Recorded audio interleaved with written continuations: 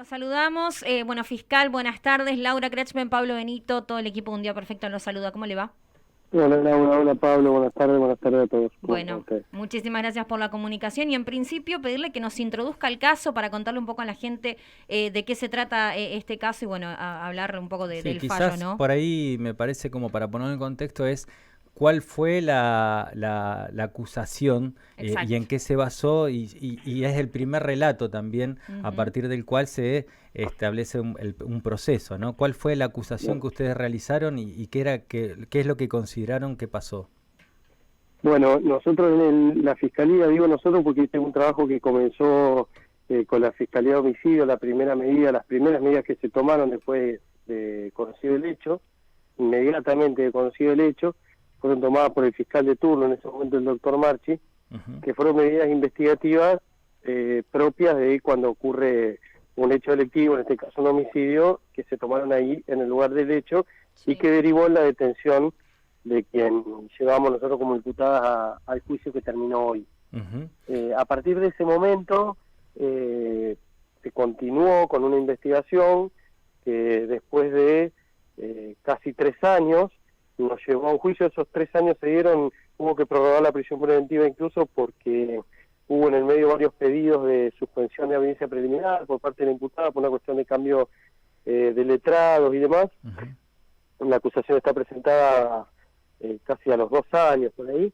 Y bueno, se llevó a un juicio en el que se debatió a grandes rasgos. Lo que se terminó debatiendo fue un homicidio, o sea, se acusó por un homicidio calificado por el vínculo y por ser cometido con un arma de fuego.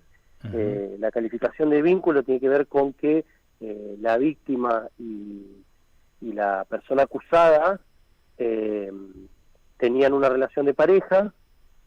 Después, a lo largo del debate, un poco también estuvo en discusión si esa relación de pareja había culminado o no. Ujú. No fue ese el punto central, pero lo cierto es que tenían una relación de pareja y que en principio cabía la calificación del primer inciso del artículo 80, que es la calificante por el vínculo para el Ujú. homicidio. Y, Esa y- es la acusación que sí. nosotros llevamos como fiscalía, la doctora Giorgia y yo, y bueno, y la defensa de la Nación planteó que existía una legítima defensa, entendiendo que que la imputada había actuado en ese contexto, Y la, había actuado en legítima defensa. y en la imputación, ustedes cuando relatan los hechos que, según la fiscalía, habrían ocurrido, eh, ¿qué es lo que ocurrió en esa casa en enero de 2020? Nosotros lo que decimos y que creo que probamos en juicio, y todavía no conocemos los fundamentos del tribunal, no Ujú. sabemos si lo pudimos acreditar o no. Eso depende un poco ahora depende de lo que el tribunal considere, eh, pero lo que sí se puede acreditar es que, o creo que se puede acreditar, es que ese día Federico Rodríguez fue, cuando salía Ujú. de la vivienda de Tañación y se estaba yendo en su motocicleta, o estaba preparando para irse, desde adentro de la vivienda, Sion le efectuó un disparo de arma de fuego con su arma reglamentaria, porque era personal policial, y el producto de ese disparo le provocó una herida que provocó inmediatamente la muerte Ujú. de Rodríguez. Nosotros imputamos eso y entendimos que la mecánica del hecho, esto que a lo que me refiero recién, de que él se estaba retirando de la vivienda, entendimos que eso, sumado a otras cuestiones que intentamos nosotros probar en el juicio, que no lo logramos evidentemente, configuraban ese delito, ese homicidio agravado por el cual nosotros acusamos. Doctor, esta, bueno, mujer es absuelta por legítima defensa, como bien mencionaba Sí. usted. Yo quería preguntarle, porque también lo debatíamos fuera de aire cuando comentábamos el caso, ¿cuál es la definición concreta de legítima defensa en el derecho penal, básicamente? Bueno, en este caso, la legítima defensa tiene para considerar que en un Ujú. caso particular una persona actúa en legítima defensa, porque esa es la cuestión, Sí, sí. es la forma de actuar de una persona, si actúa defendiéndose en forma legítima, es decir, de modo que la ley lo excusa de la responsabilidad penal, por Sí. decirlo así fácil, digamos, Sí. requiere que los hechos se den de una manera determinada. Claro. Lo que ocurre es que también, no la ley, pero sí la jurisprudencia, además la jurisprudencia de altos tribunales, nacionales e internacionales, y que además esas resoluciones son ley, forman parte de la ley, entienden, yo creo que con acierto, que hay determinadas circunstancias, determinados casos en que el análisis de esos requerimientos de la legítima defensa debe hacerse de otra manera, debe ser más amplio, debe tener en consideración el modo y el contexto en el que ocurren las cosas. Claro. Creo que eso es válido para todos. En este caso, que son los casos de lo que se llama legítima defensa en contexto de violencia de género, en realidad o sea, no es una mención técnica, pero es como lo conocemos, los requerimientos para que se den los presupuestos de la legítima defensa son analizados de otro modo. Concretamente, no voy a entrar en cuestiones técnicas porque además sería aburrido y tampoco sé si soy la persona indicada para dar una clase sobre el tema, pero sí que, por ejemplo, la actualidad, que es una cuestión que creo que es central en este tema, la actualidad del ataque, cuando uno actúa, para que uno sea considerado que actúa en legítima defensa, uno de los requerimientos es que el ataque sea actual, es decir, yo me estoy defendiendo de algo que me está pasando ahora, en este momento. Entonces uno se imagina una persona que viene a golpearte y uno esquiva algún golpe, y cuando ve que le van a seguir golpeando y ve una oportunidad, a lo mejor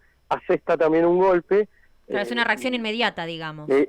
Claro, es la inmediatez o la actualidad de la agresión frente a la que uno se defiende. Claro, si uno de alguna manera, si alguno tiene tiempo de ir a buscar un elemento, planificarlo y ver... Se transformaría en venganza. Si a mí me pegan una piña el lunes y el miércoles le caigo a la casa, no estoy actuando en legítima defensa. O si la persona se está retirando del lugar también. O la persona se está yendo, claro, el ejemplo que dices es el más como exagerado. Claro. Pero la persona se está yendo, ya ese ataque no está existiendo, no sería legítima defensa. Pero en este caso y en los casos de contexto de violencia de género, ese análisis es distinto, porque se considera que ese ataque o que ese ataque, la inmediatez o la cualidad del ataque no está dado por la inmediatez, sino por la permanencia y sobre todo por la perspectiva que tiene la víctima de que ese ataque se repita. Claro. Una mujer que vive en contexto de violencia de género, pero además en un contexto en el que corre riesgo constante de ser maltratada, de ser golpeada, de ser insultada y demás, no puede exigírsele a esa persona que para poder defenderse de algo que pasa todos los días, deba esperar a sufrir un ataque concreto, sino que se considera que se defiende en el momento que puede. Yo creo que vale como ejemplo esto de un ejemplo, una figura que yo uso para clarificármelo a mí mismo. En ese ejemplo de que una persona te está pegando y vos en un momento ves que la otra persona se distrae, baja la guardia o ves la posibilidad de devolverle el golpe para defenderte, bueno, esto sería lo mismo, es el caso en el que esa mujer ve la oportunidad del momento de defenderse. Claro, pero en un tiempo... La proporcionalidad es distinta, claro. la proporcionalidad que se exige entre el ataque y la defensa. Claro, pero en un tiempo más, estamos hablando de un tiempo muy laxo en cuanto a dónde se producen los hechos y la fundamentación de que se está defendiendo legítimamente. Hay también que establecen la existencia de legítima defensa aún frente a una persona que en ese momento no estaba siendo atacada concretamente ni lo había sido en el último rato. Es distinto, vos en la legítima defensa, en los casos de violencia de género, lo que se toma en cuenta es que la mujer que se está defendiendo de una situación que es permanente, que es constante y sobre todo acumulativa, es muy posible de repetirse después. Claro. Entonces le puede exigir, pero ¿cuánto hace que te pegó la última vez? ¿Cuánto hace que te encerró la última vez? ¿Cuánto hace que te hizo lo que sea que constituye en ese caso el modo de violencia? No se le puede pretender eso, sino que se defiende cuando puede y como puede. Claro, ahora yo estaba... Estoy absolutamente de acuerdo. Lo que pasa es que lo que entiendo es que en este caso no estaban dados esos presupuestos.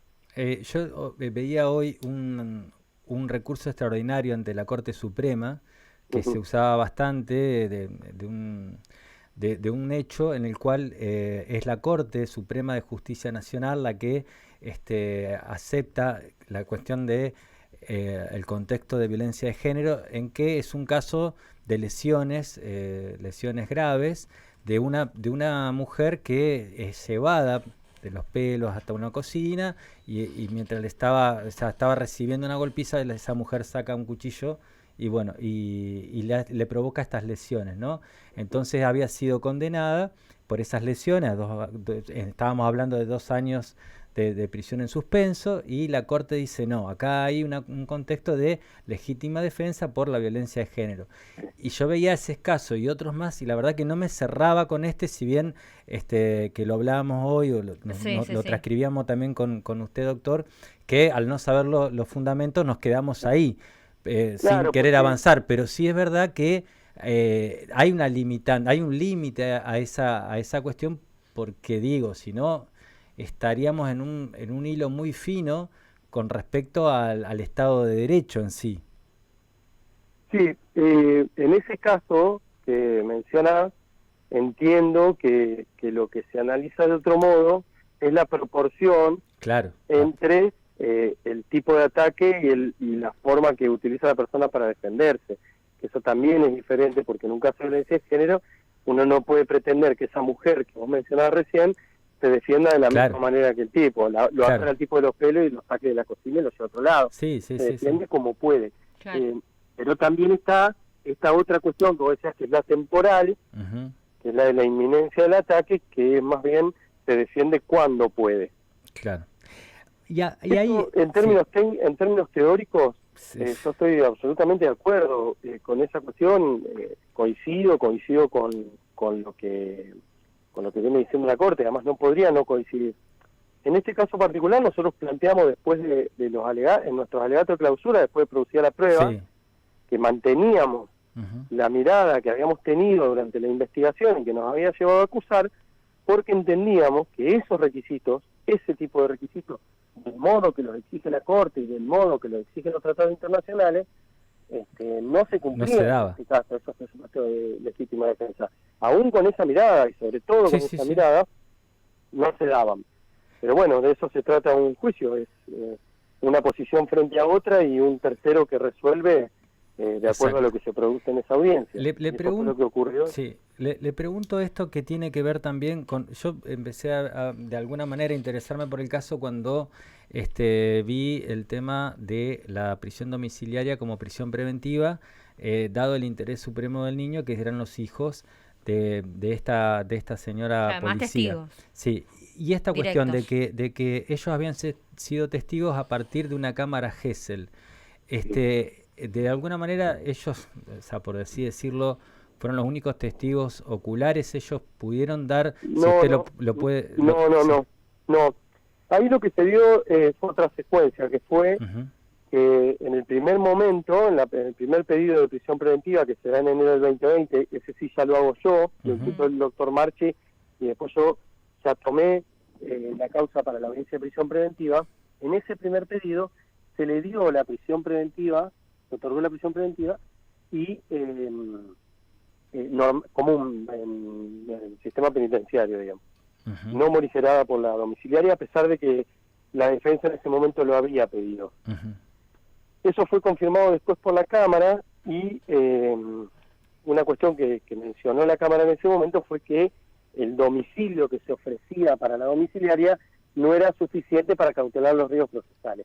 Después de eso, la defensa ofreció otro domicilio en otra ciudad, lejos de todos los testigos, bueno, y estaban dadas las circunstancias para que se le dé la domiciliaria. Yo en ese momento me opuse, pero no lo apelé, y se le otorgó la prisión domiciliaria. Con el correr del tiempo, la situación de peligro procesal, que es lo que hay que custodiar con la prisión preventiva, se vio salvada por ese modo morigerado de prisión preventiva. Es decir, no advertimos en ningún momento el hecho de que ella estuviera, de que la imputada estuviera en prisión domiciliaria, de la que en ese momento era imputada, porque hoy fue absuelta, así que no me voy a referir a ella en esos términos, porque ya hoy es una persona que ha sido absuelta. pero en ese momento estaba imputada. En ningún momento advertimos que hubiera peligro para el proceso, ni posibilidad de que se fugue, porque además estaba con una pulsión electrónica, ni posibilidad de que entorpezca el procedimiento. Entonces se mantuvo en prisión domiciliaria hasta el día que llegó el juicio, hasta el día de hoy, que fue dada su libertad. Y yo en ningún momento entendí que hubiera riesgo procesal, de hecho no existieron, no aparecieron en ese momento, y la verdad es que la posibilidad de que los hijos declaren, son hijos menores de edad, son chiquitos, declararon en cámara Gesell, yo hice el planteo en algún momento, me dijeron que esa era una cuestión que es cierto, que no podía ser suficiente la influencia que ya podían tener los chicos, porque si no, más que prisión preventiva, también habría que impedirle su relación con los chicos, y todo con sus hijos, cosa que de ninguna manera iba a ocurrir ni yo iba a pedir. En todo caso, después llega durante el proceso, durante el juicio oral, analizar y valorar las declaraciones de los chicos, si uno advierte que pueden estar influidas o no.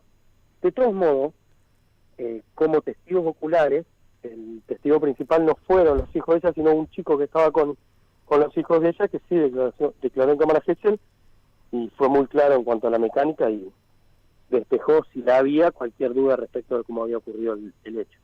Doctor, ¿Fiscalía va a apelar este fallo? Sí, probablemente yo todavía no tengo los fundamentos, claro, como decía Pablo al principio, pero la enorme diferencia, el abismo que hay entre lo que nosotros solicitamos, claro, y el resultado del debate y la decisión de los jueces nos pone frente a una perspectiva probablemente de apelar. Pero de verdad que es fundamental, es muy importante poder ver los fundamentos, porque bueno, seguramente, si bien yo no estoy de acuerdo con el resultado, sin conocer los fundamentos sé que no estoy de acuerdo porque el resultado es muy obvio.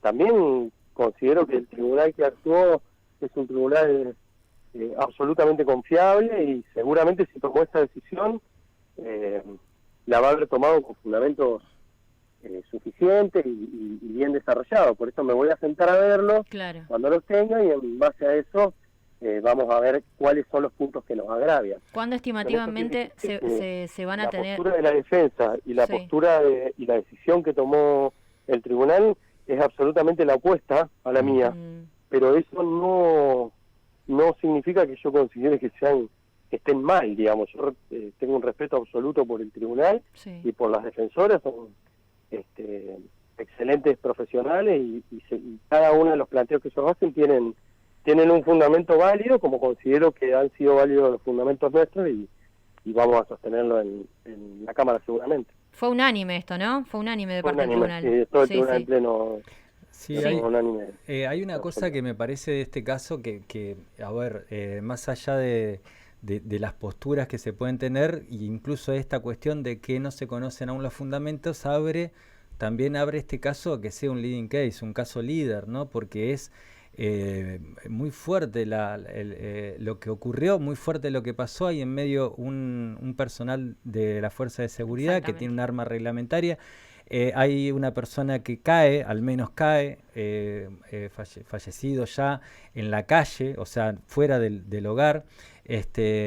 Digo, es un caso que realmente, si es lo que decíamos hoy, si no fuese por todo este contexto social, sería de una gran resonancia. A mí por lo menos me parece una gran resonancia, porque yo creo que más allá de todo, los paradigmas hasta el momento de la justicia con respecto a lo que es la legítima defensa se ampliarían un poco. Esto claro, sin saber los argumentos, pero sí sabiendo que hay cuestiones fácticas que dan que estamos hablando de casi un nuevo paradigma en un montón de cosas, ¿no? Porque esto es hasta dónde, como lo hablábamos con Herbeta la otra vez, que decíamos, bueno, la perspectiva de género en realidad no está escrita. La perspectiva de género no es una cosa concreta que dice, bueno, hasta acá, esperá. O sea, y esto se está construyendo en este mismísimo momento de esta, si se puede decir, revolución. No, y además no es una regla porque tiene que tener en cuenta un montón de cuestiones como el contexto, como bien mencionaba también Cecchini, o sea, es bastante subjetivo, no es como general, digamos. Claro, y hay mucha gente también en juego aquí. Imagino que usted, doctor, ve en este caso un caso complejo, ¿no? También le quiero decir que me decía una colega hoy que siguió el caso desde el primer día, que le pareció de los juicios que ella había cubierto, el que en los alegatos fue más brillante tanto la defensa como la fiscalía. O sea, no sé si a usted le pareció lo mismo, que estaba cargado de muchísima atención e intención intelectual este juicio. Yo coincido con vos y coincido con tu colega en que es un caso complejo. Todos coincidimos en que ha sido un caso complejo. Nos obligó a nosotros a reflexionar muchísimo más, aún que en cualquier otro caso, cuál iba a ser la postura de la Fiscalía desde el minuto 1. Nos obligó a investigar mucho, porque estábamos todo el tiempo nos estuvimos moviendo como Fiscalía para salir de nuestra primera teoría del caso, poniéndonos todo lo incómodo que pudiéramos frente a la primera mirada que teníamos de lo que había ocurrido, tratando de buscar otras razones, otras miradas, porque sobre todo las particularidades del caso así lo indicaban. En eso coincido con tu colega. No voy a coincidir en cuanto a lo brillante de los fundamentos de los alegatos, porque eso me comprende en la generalidad de la ley, creo que es demasiado, pero sí que hicimos un esfuerzo muy grande. No, digo que estaban bien trabajados. Yo imagino cuando decimos... Se trabajó bien, claro. Creo que trabajamos muy bien. Ana Laura y yo, trabajó muy bien Marchi en el momento que... Ana Laura Gioria, la doctora Gioria, Marchi en el momento que hizo las primeras investigaciones e imputó, Jorge Necier en el momento que me acompañó a mí y me asesoró en las audiencias previas, en prisión preventiva, en la línea que le íbamos dando a la investigación.